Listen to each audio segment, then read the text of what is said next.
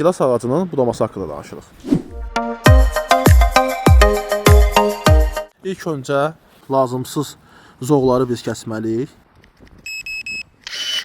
Və sonra gövdədən, aşağı hissədən bu cür zoğlar çıxıbsa, biz bunları saxlamamalıyıq. Bu budağı da buradan kəsirik. Sıfır kəsim.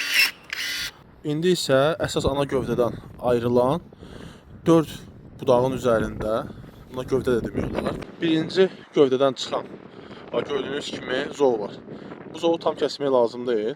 Yüngül burada 3də 1 kəsim etməliyik. Bu gövdə çox hündürdədir. Mütləq bunun 3də 1 hissəsini kəsim edə bilərik. Hətta yarısını da kəsə bilərik. Uzadıcı ilə bunu saxlayırıq ki, burada meyvə formalaşa bilər. Bu gövdə də baxın uzundur. Eyni o gövdə ilə bu gövdə ilə paralel eyni istiqamətdə kəsirik. Tumurcuğun əks istiqamətindən çəpinə. Üçüncü gövdəmiz var. Buradan kəsdik. Bugünlük bu qədər. Hörmətlər.